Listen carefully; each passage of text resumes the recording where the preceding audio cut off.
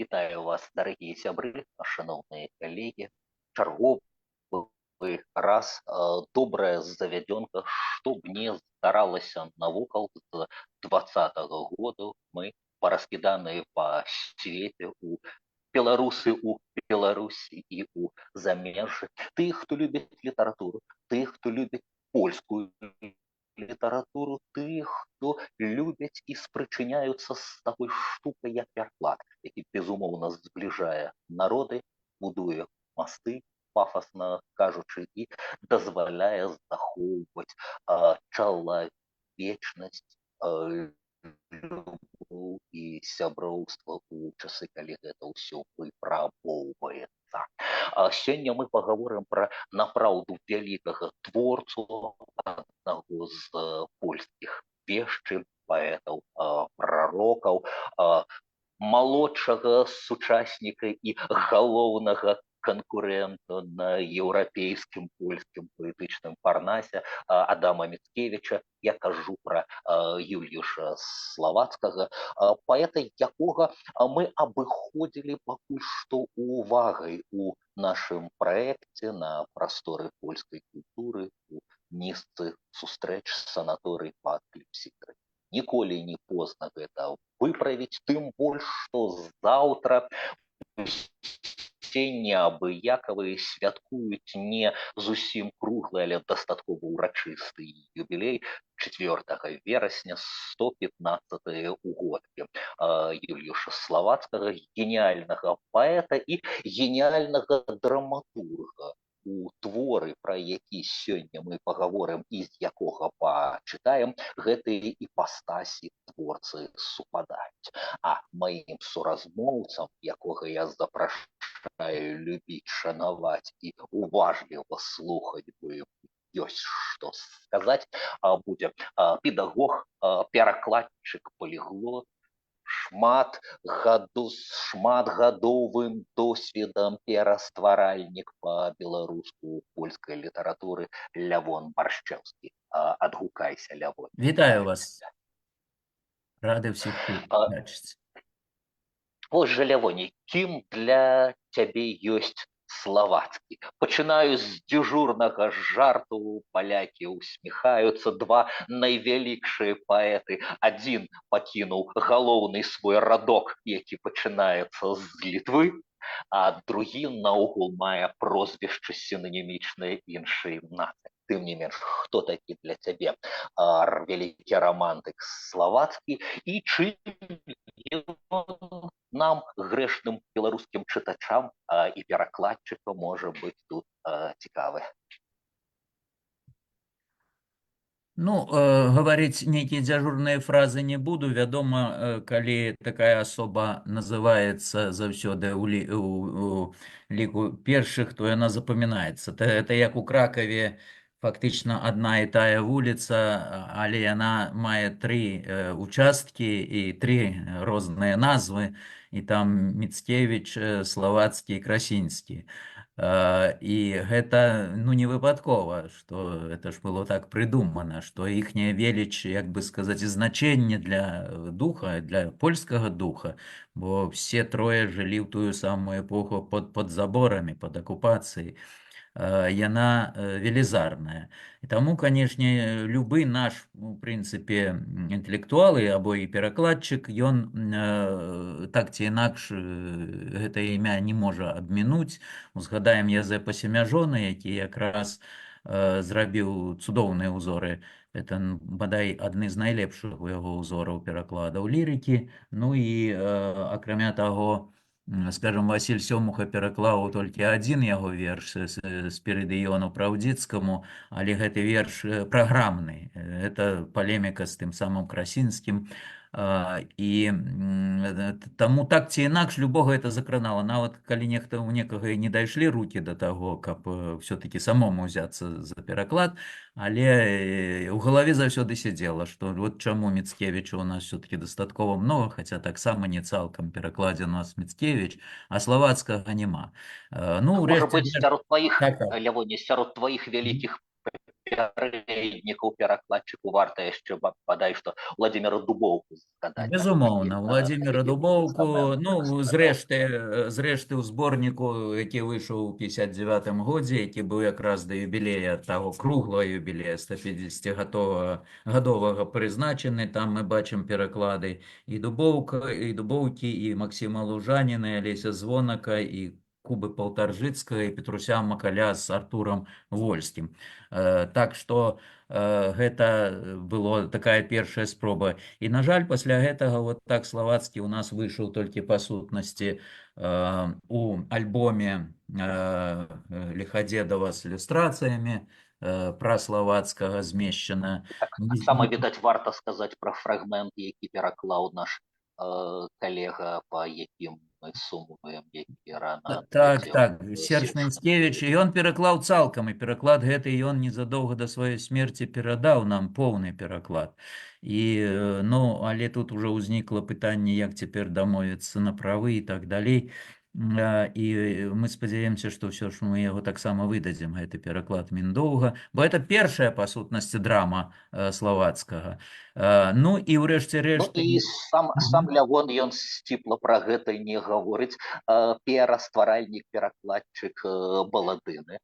На Баладыну, Цалкам і конечно, я фрагменты отдал дастаткова шмат часу, но якраз я яе перакладаў, наколькі я помню, атрымаўшы магчымасць трохі папрацаваць у Кракаве, якраз ходзячы у тым ліку і па той вуліцы Славацка у Кракаве, это меня натхняла. І Баладына выйшла асобнай кніжкай у 18-м годзе, і яна ж была аб'ектам чытання, всепольскага чытання якраз у 2020 годзе. Баладыну, Думаю, безумоўна. што вельмі слушна ты сам пра гэта загаварыў. Сказаць, што наша сённяшняя размова далучаецца як бы загадзя за пару дзён раней да абвешчанага цэнтралізавана ў Польшчы штогадовага народовага чытання альбо нацыянальнага чытання. Героем выбраны славацкі і ягоны кардыян. Наш з тобой удзел робіць гэта аўтаматычна. Чытаннем не толькі народовым, але мензанарадовым, не толькі нацыянальным, але і інтэрнацыянальным, польскім, Ну, наколькі мне вядома, што гэты... беларускім. Да, так, Вось жа, можа быць, некалькі... наколькі... слухаю. Наколькі мне вядома, то это чытанне ў прынцыпе міжнароднае. Заўсёды, дзе палякі могуць арганізаваць, у якіх краінах гэтыя чытанні, там амбасады, культурныя цэнтры, інстытуты польскія ў розных краінах, яны это стараюцца арганізаваць. Так што я думаю, у выпадку з кардыянам это таксама было б і без нас міжнароднавым чытаннем. Але, спадзяюся, мы не сапсуем і далучымся годна і аддана да гэтага, бо Будзем спадзявацца. Вось жа, твор, які лучыць паэзію і драматургію, самім аўтарам жанрава пазначаны як драма, хоць адначасова ён працягвае іншую традыцыю так званых драматычных паэмаў, якія большыя па аб'ёме звычайна, чым тое, што можна за 1,5 гадзінкі паставіць у тэатры. Твор, які ёсць выклікам адначасова як літаратурным унутры Польшчы, так і у еўрапейскім маштабе. Твор, які адразу ставіць нас поруч разам з славацкім, з Уільямам нашым Шекспірам, з Гёте, з Байронам і іншымі романтыкамі. І, канешне ж, з Міцкевічам, які быў, можна сказаць, стымулам, раздражняльнікам творчым для славацкага. З'яўленне кардыяна было водгукам і палемікай адначасова творчай, філасофскай, палітычнай, асабістай, якой заўгодна, з дрэздэнскім з дрэздэнскімі часткамі дзядоў, перш за ўсё трэцяя частка, так, славацкі мог абразіцца з сямейнага гледзяшча, бо гонар ягонай маці і яе другога мужа закранаўся. Але разам з тым, відавочна, гаворка была пра лёсы Польшчы, падзеленай з аднаго боку, з другого боку пра паэтычны парнас, на якім раптам у Міцкевіча з'явіўся годны канкурэнт. Ну і па прынцыпе гэтага хапіла. Прыслухайцеся да імені Кардыан. Нават той, хто не ведае класічных моваў, а імя гаворачае, той, хто дае сэрца, так, ахвяруе сваім сэрцам. Мы з савецкай школы пра гордага смельчака Данка ведалі з шэрагу такіх сэрцадайных герояў. Але нават не ведаючы гэтага кантэксту, але ведаючы Міцкевіча, можна пачуць анаграму ці амаль анаграму імені Конрада, перароджанага Густава, герой, які пераадолеў як бы сардэчны боль, пацярпеўшы паразу ў каханні, але усклаўшы як бы сэрца, сілы, розум на патрыятычны алтар, бо пісьменнікі ў гэты час у эміграцыі, безумоўна, у Парыжы, як Міцкевіч з панам Тадэушам у гэтыя часы, альбо ў Жэневе, як Славацкі ў 32-м годзе у Швейцарыі думае над піша Кардыана, а ў 34-м друкуе яго. Загадкавая гісторыя, задуманая як трылогія, але фактычна пад назвай трылогіі выйшла першая частка, і цяпер яна такой ёсць, Кардыан. Легенда пра тое, што нібыта была і трэцяя частка, і пісьменнік яе спаліў. Рэдкі рамантык не паліць сваіх твораў, ці прынамсі гэта не ўваходзіць у легенды. Ананімнае друкаванне, розныя версіі гэтай ананімнасці.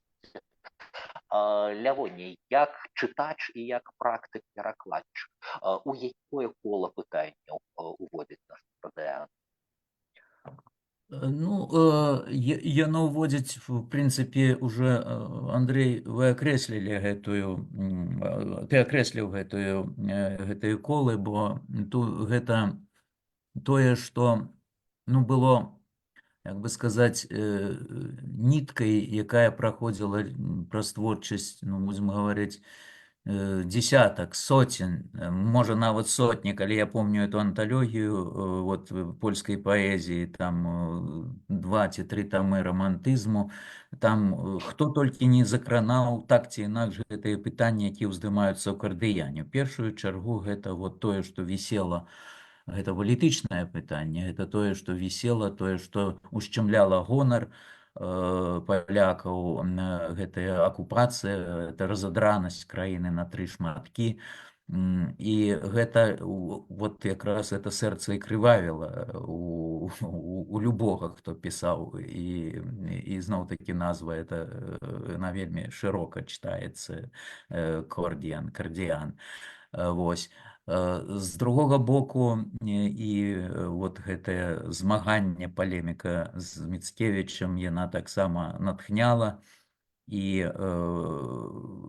уласна кажучы, Славацкі больш сышоў у містыцызм, чым у большай ступені, чым сыходзіў перыядамі Міцкевіч. Міцкевіч, будучы чалавекам, можа быць, так бы сказаць, бліжэй да сахі, бліжэй да зямлі, менш пеставаны у сваім жыцці, ну, так як маці, тая згаданая Саламея Бікю, да, яна як насілася са сваім сынам, як яна яго падтрымлівала, ўсё жыццё падтрымлівала, фактычна высылала яму грошы, калі ён там быў на эміграцыі і так далей. Вось. І трэба памятаць, што это вельмі істотны момант, што фактычна, ну, на 10 з хвосцікам гадоў старэйшы Міцкевіч быў за Славацкага. А гэта па тым часе вялікая эпоха. Калі славацкі ўваходзіць у літаратуру, Міцкевіч уже прызнаны, Міцкевіч уже дзе толькі не пабываў, ад салонаў Петербурга да там Італіі, да Парыжа і так далей, і так далей. І гэта таксама я ўяўляю сабе пэўны сіндром малодшага, які хоча перагнаць старэйшага, дзе-то ён прысутнічае ў славацкай. Урэшце рэшт, у метафізічных, містычна-метафізічных драмах, а гэта не толькі Кардыян, это, безумоўна, і незакончаны кароль дух, там і Ангеллі, і так далей, і так далей, філасофскіх драмах славацкі паказаў, ёсць іншы шлях развіцця драмы і той самай драматычнай паэмы, чым яго прапанаваў Міцкевіч. Яны сапраўды вельмі розныя. Вот польская літаратура можа ганарыцца, што вот гэтыя класікі романтызма, яны пры ўсім тым, што жылі ў адзін час, кожнага іх пазнаеш, прачытаеш там 10-15 радкоў і зразумееш, што это не Міцкевіч, што это не Красінскі, што это славацкі, ці там наадварот. Это вельмі важна. У кожнага свой арыгінальны стыль, і лексіка, у прынцыпе, у кожнага свая, калі, як перакладчык гавару,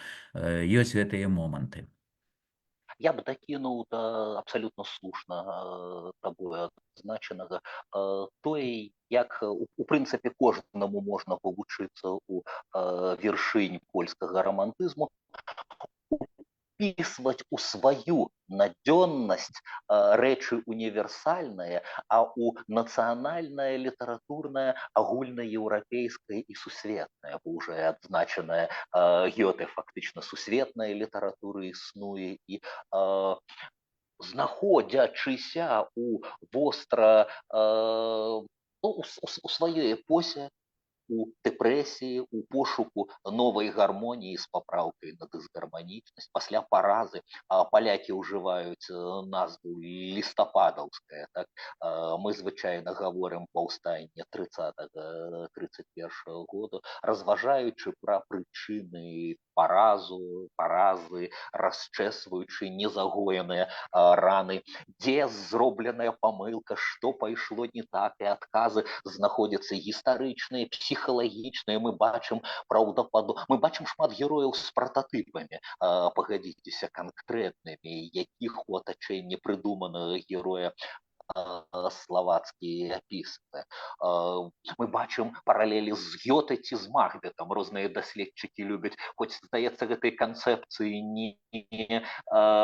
як бы яны яднаюцца, яны не супярэчаць. Гэта і ведзьмінская кухня на пачатку, гэта і пралог небесны, які хутчэй у пякельны ператвараецца. І мы пазнаем канкрэтных герояў ці антыгерояў паўстання, якіх долей горачу і крытыцызму славацкі выводзіць як створаныя проста пекмам.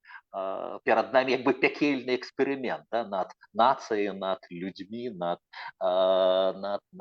гісторыяй. І ва ўсім гэтым з'яўляецца раптам на фоне Гёте і Макбета з'яўляецца гамлетаўскі герой. Пагадзіся, створаны, можа быць, дзеля чагосьці іншага, створаны для рэфлексіі, для інтэнсіўнага інтэлектуальнага, духоўнага жыцця, да кахання, ўрэшце рэшт. Трэба, як той дацкі прынц, помсціць і скіроўваць шлях на нейкую такую трагічную дарогу. І вось гэты цяжар сумненняў відавочна ў амаль гамлетаўскіх нейкіх маналогах увасоблены. Я прапаную пачаць з таго кавалку, дзе пра сфінксаў, якія размножыліся разам са сваімі пытаннямі. Я ведаю, што ты перастварыў гэты кавалак і уключыў у хрэстаматыю. А я, можа быць, з 6-го тома поўнага выдання славацкага некалькі радочкаў па-польску прачытаю. Добра. Кантэкст такі для нашых слухачоў, гледачоў, гэта ўсё адбываецца пасля размовы са старэйшым слугою Гжэгажам, які апавядае гісторыі высылкі, напрыклад, палякаў, гісторыі, зразумела, палякаў, якія супрацьстаяць імперыі, вельмі надзённыя, актуальныя для нас гэта ўсё. І параўноўваючы сябе з напалеонаўскім фактычна ветэранам і ягонымі немудрымі флексуе. Боже, як ten stary rósł zapałem w olbrzyma, lecz ja nie mam wiary, gdzie ludzie oddychają, ja oddech utracam, z wyniosłych myśli ludzkich, niedowiarka okiem. Wsteczną drogą do źródła mętnego powracam, dróg zawartych przesadem nie przystąpię krok. Teraz czas świat młodzieńca zapałem przymierzyć i rozwiązać pytanie, żyć albo nie żyć. Jam bezsilny, nie mogę jak Edyp zabójca rozwiązać wszystkich sfinksów zagadki na świecie. Rozmnożyły się sfinksy. Dziś tajemnic trójca, liczna jak ziarn piasku, jak łąkowe kwiecie. Калі ласка. Божа, як жа гэтаму старому ўдалося веліч духу захаваць? Я ж стому бязвер'е адчуваю. Іншае паветра знаходзіць недзе, ну а я скептычным вокам гляджу і ў думках змрочныя шукаю нетры. Залом убачу і далей не рушу і крокам, запалам юнака той час, які бяжыць, адолець і пытанне развязаць, жыць ці не жыць. Няздольны я не магу, нібы Эдып забойца, все сфінксавы загадкі разгадаць на свеце. Размножыліся сфінксы і таямніцаў тройца, пясчынкамі пустэльні стала, ці ў суквецці лугоў ператварылася. Іх так бясконца многа, хоць ні на трошкі не пашырыўся наш свет, калі ж вузлом марскім нязмерана дарога, губляецца любых арыентыраў след. Хіба што на шляху на гэтым, як дарожны слуп, мінецца і знікне забабонаў спарахнелы труп. Не, то на крыж хутчэй, падобна прыдарожны, дзе вазаку адно перажагнацца можна, перш чым далей паехаць, а пазней усе канцы дарог, ды іх пачаткі перагледзяць мудрацы. Бывае, на крыжы бацян гняздо ўладкуе, крыж мохам парасце, а пад тым крыжам дзеткі пяску наўпрост намерацца пасеяць кветкі. Крыж часам упадзе, все пад сабой зруйнуе, заб'е дзяцей з бліжэйшай вёскі, люд заплача, бо не паспеў прыбраць падгнілы крыж, бядача. Таму іду я ў свет, павысякаць каб дрэвы. Любоў? У бурах свету пра яе забуду. Прыгадкі застануцца, нібы журавовы спевы, запозненыя. Ну а я шукаць зноў буду, апошні сярод тлуму, як вандроўнік заблукалы, і крылаў новых, і шляхоў, і паплыву па акіяне, як той Калумб, у свет нязнаны. Уласна кажучы, гэтыя крылы новыя і шляхі далі назву нашай сустрэчы. Вельмі хораша ты гэтую формулу славацкага перадаў. Звярніце ўвагу, сябры, па якім тонкім лязе романтычнага блюзнерства і ледзь не, калі не багаборства, то бога сутворчасці ці чагосьці такога, відавочна з прэтэнзіямі на рэформу ў справах небесных уваходзіць славацкі. Крыж, які, можа, падгніў і рызыкуе, упаўшы, пабіць, пакалечыць тых, хто даверліва ў ягоным цене саджае кветкі ці гуляе ў свае гульні. А тут яшчэ, як і ў міцкевічскіх дзядах, разбітае сэрца, як он гэтаму. Можа, прачытаеш па-беларуску працяг гэтай гісторыі, як герой першай з трох частак Кардыана, ён як бы у сваіх метафізічна-любоўных развагах. Ён мае сваю лаўру, з якой не знаходзіць паразумення. А ці знайшоў паразуменне з пісталетам? Адна з загадак. Як герой здзяйсняе самагубства, але адраджаецца у далейшых сваіх іпастасях і функцыях. Можа прачытай гэты кавалак.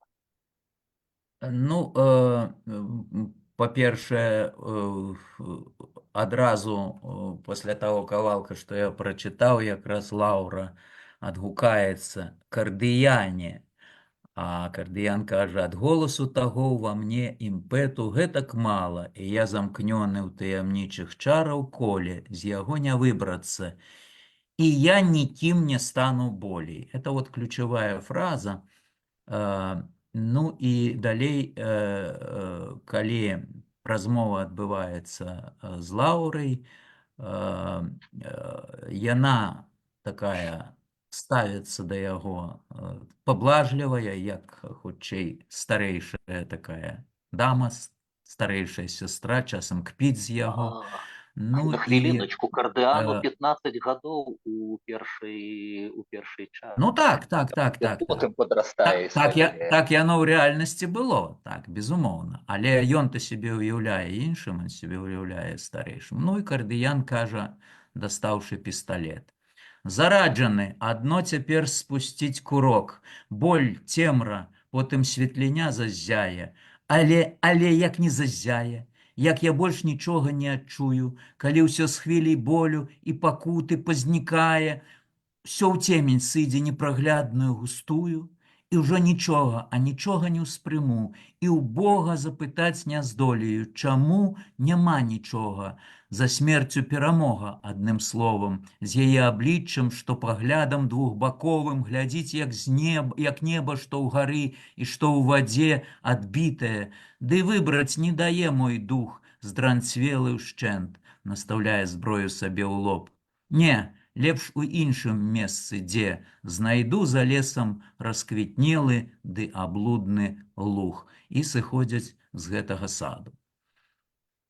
Ну і як бы яшчэ ў гэтым дзеянні чытач ці глядач, з гледачамі давялося пачакаць, бо пасля 34-го года, пасля парыжскага першадруку было вельмі ціха, вельмі асцярожна прынята. Шмат хто, нават з нешматлікіх водгукаў былі і адмоўныя. Фактычна напрыканцы 19-го, на пачатку 20-го стагоддзя славацкага, ну, славацкі знаны іншымі сваімі творамі, але Кардыян фактычна у 20-м стагоддзі пачынае і тэатральнае, і акадэмічнае жыццё, і шырокай любоўю у чытачоў карыстацца. Другое дзеянне Кардыяна як бы ўжо яно так і называецца «Вандроўнік». Тут і выпрабаванне расчараваннямі, тут табе і прадажнае каханне, тут табе, я ўвесь час чамусьці думаю пра сённяшнюю геапалітыку, калі бачым мы гэтага рымскага папу, які кажа палякам: «Змірыцеся і маліцеся, а будзеце паўставаць, я вас першы асуджу». Чамусьці ведаем мы розных такіх папаў. А далей як бы нават не на гары Аюдах, як з Міцкевічам, вышэй на гары Монблан герой фактычна свой адказ на вялікую імправізацыю Конрада гаворыць і ледзь не ў хмару кідаецца, якая зносіць яго да Польшчы, да палякаў, да актыўных выпрабаванняў ад філасофскіх і паэтычных абстракцыяў да актыўнага дзеяння. І вось мы апынаемся як бы у падзеі адбываюцца трэцяй часткі ў 29-м годзе, як бы напярэдадні паўстання падчас каранацыі вядомага як бы сатрапа, ката Еўропы прозвище Палкін просто так не заслужыш. Мікалай, які карануецца яшчэ і польскім каралём, а паралельна змоўшчыкі дыскутуюць, власна кажучы, Лявоне, у якой праблематыцы мы тут апынаемся. Ну, мы апынаемся ў той праблематыцы, што як вот гэты герой перад гэтым апынаецца, ён прымае рашэнне сваёй дзеяй адкрыць свет. Мы трошкі яшчэ не ўзгадалі адзін важны момант, што Славацкі пачаў пісаць гэты твор ну, праз менш чым год, калі выйшла другая частка Фауста Гёте. І ну, все тады жылі пад такім моцным уплывам. Пакуль быў Гёте жывы, нават было і цяжка пісаць, а як ён памёр, уже Парнас трохі вызваліўся, і гэтая даўні выбар слова ці дзея, што ўратуе. Вось вельмі Написано было спачатку слова, да, цытуецца ў главе ў перакладзе Сёмкі. Так, вядома. А потым узнікае пытанне, павінна быць дзея, так?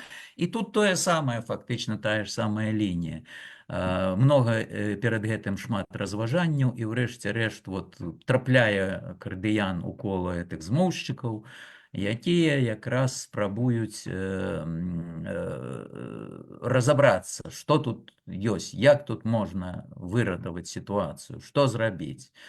То Кардыян, кажуць змоўшчыкі, ты не ведаеш нас, кардыяне, здрайцаў няма тут, глядзі вось на нашыя твары. Усе здымаюць маскі, Кардыян глядзіць вакол сябе, задумваецца і потым, падняўшы голову, павольна кажа: сярод шляхетных кардыян для ўсіх трыумф здабудзе. Абліччы вы, ён думкі і сэрцы всім пакажа. Вы чуеце, на варце ён у замку сёння ўночы, на варце сёння ўночы. Першы змоўнік чытае: народу адпісваю, што маю, ўсё ахвоча, кроў і жыццё сваё, і вызваліцца трон. Кардыян абапіраецца на алтар і няўцямна глядзіць на маўклівых змоўшчыкаў, потым робіць узмах рукой і кажа змоўшчыкам: змоўшчыкі, ўсе вон! Ну і гэта ўзнікае ідэя фікс, што ён павінен уратаваць, увесь народ, не толькі Польшчу, тут зноў узнікае усё чалавечае, усё агульнае ратаванне ад зла, ад ліха. Так. І гэта адбываецца ў далейшых. Сумоўе і адначасова, я на хвіліначку, Лявоня, выйду ў слова, сумоўе і адначасова дыскусія з Міцкевічам. Міцкевіч біблійную паралель праводзіць, Польшча ёсць як бы Хрыстусам народаў, у Славацкага сваё параўнанне, свая метафора гістарычная. Вінкельринг,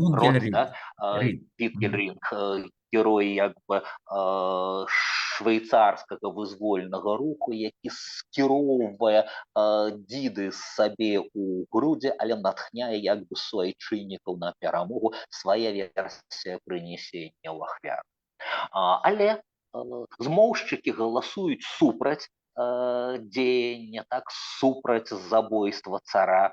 Пяцёра, уключна з Кардыянам, за, 150, і гэта аргумент супраць.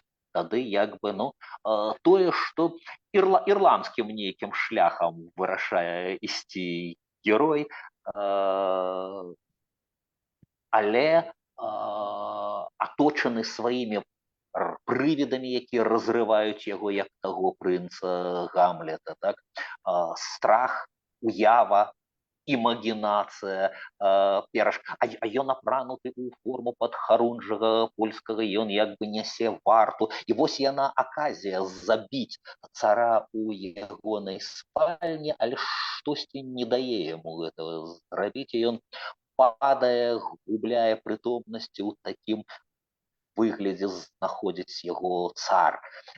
І тут мы ўваходзім як бы у сутыкаемся з сатырычнай выразнай як бы ніткай два рэальныя дзве гістарычныя постаці Мікалай I і ягоны брат Канстанцін.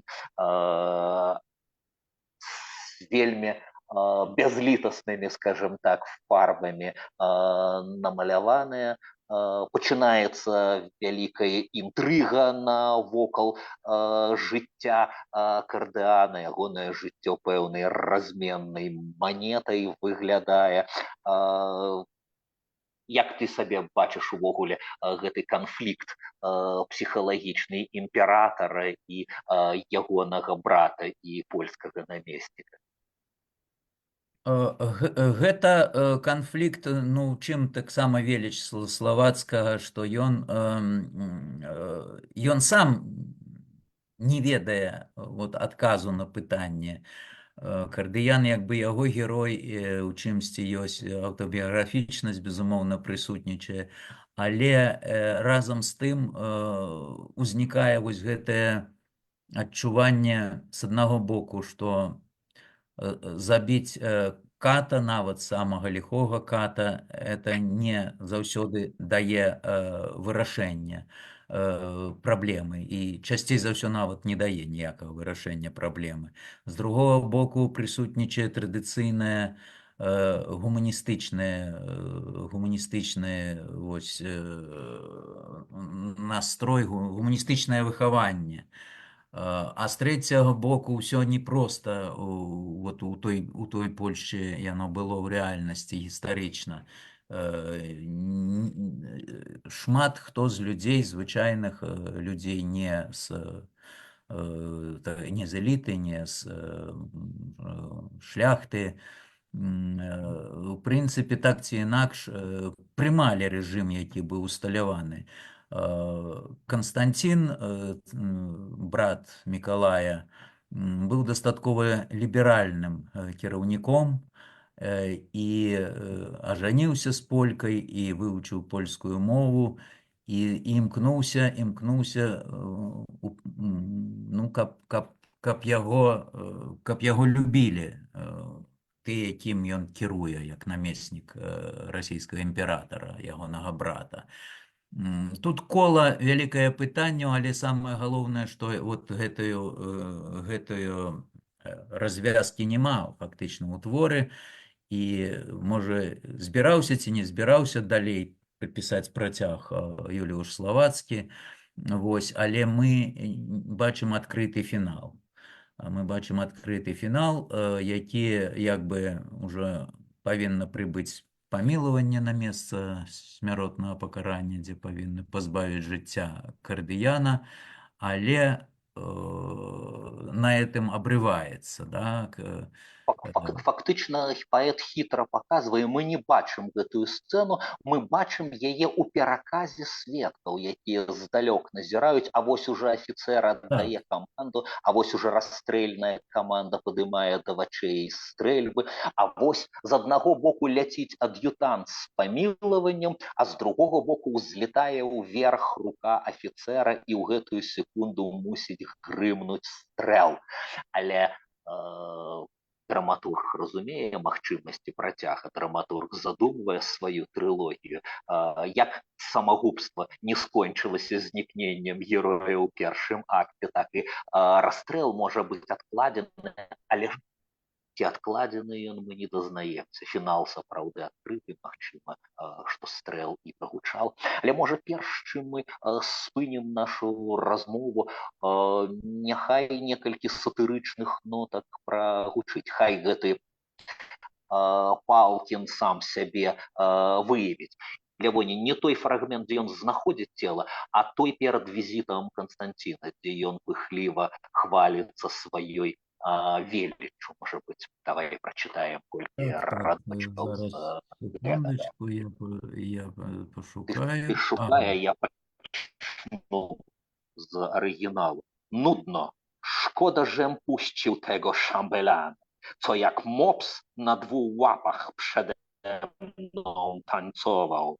Скач, скач, скач, рад бим достać Mahmuda Sułtana, aby skakał przede mną. Będę go częstował dymami siarki, prochu, aż w dymie uduszę. Лявоня. Нудьга. Шкада, што адпусціў я інтрыгана, што прада мной выдыгваў на дзвюх лапках, як сабака. Скажы сабе, а мне Махмуда, каб дастаць султана, каб ён скакаў, я ж добра пачастую небараку, дымамі веры, пораху, аж задыхнецца ён. Вось бачу пыл на сценах гмаху брудны, там павуцінне, што рыхтуе мухам скон. Пыл забаўляе гэты, сведчыць гмах бязлюдны, што Польшча ўжо астыла, Польшча ўжо забіта на векі вечныя, і, як павернута ігла магніта на поўнач, гэтак у сібірскі бок марозны глядзіць труп краю, што нібыта быў пагрозны, пра заваёў ахвоту ён ужо б не заікнуўся. Прыехаў я, труп задрыжаў і нават усміхнуўся, кілімы скрозь.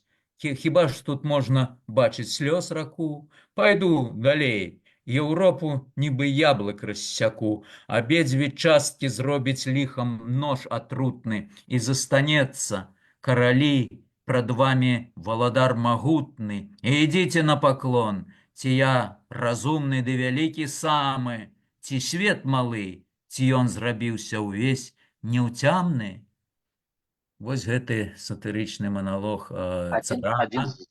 Один з наймацнейшых, по-моему, вобраз атрутнага ножа, які расцінае Еўропу. Заўважце, Так. колькі да 20-го стагоддзя часу, дзе тая железная заслона, дзе тыя краіны соцлагеру і заходні вольны свет, нож, які атручвае разрэзаная ў два бакі. Тое, што мы не раз і не два і рэгулярна назіраем. Што ж, шаноўныя калегі, абапіраемся на паэтаў мудрых, прарочых, універсальных, памятаем пра чалавечнасць і любоў у тыя моманты, калі нас хочуць гэтага пазбавіць. Лявоня, шчыры дзякую, што ты адгукнуўся, пачытаў.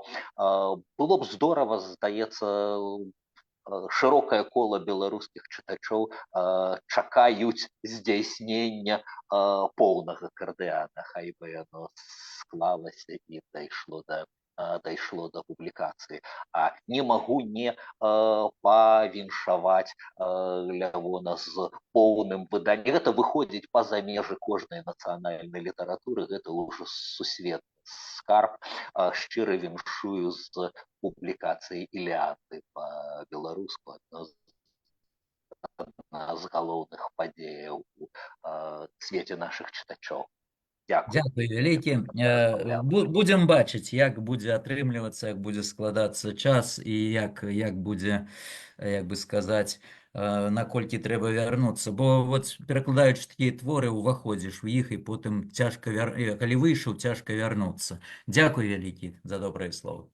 Шаноўныя калегі, дзякуй, хто глядзеў, хто слухаў. Я спадзяюся, што мы дадамо сёе-тое да гэтага відэо каментарамі. Ёсць кардыан у вольных лектурах, можна па-польску яго пачытаць, гэта бясплатна, клікам PDF-ка здабываецца. І ёсць цудоўная экранізацыя 94-го года, яна таксама вольна на Ютубе змешчаная, з усеагульным любімцам Міхалам Жыброўскім у ролі кардыана. Запрашаю вас у гэтае падарожжа і сустрэнемся яшчэ у санаторыі пад Кліпсідрай на прасторах польскай культуры. Шчыры дзякуй. Дзякуй, Лявоня, дзякуй, слухачы, гледачы. Дзякуй славачкам, што ён ва ўсіх ёсць. Дзякуй.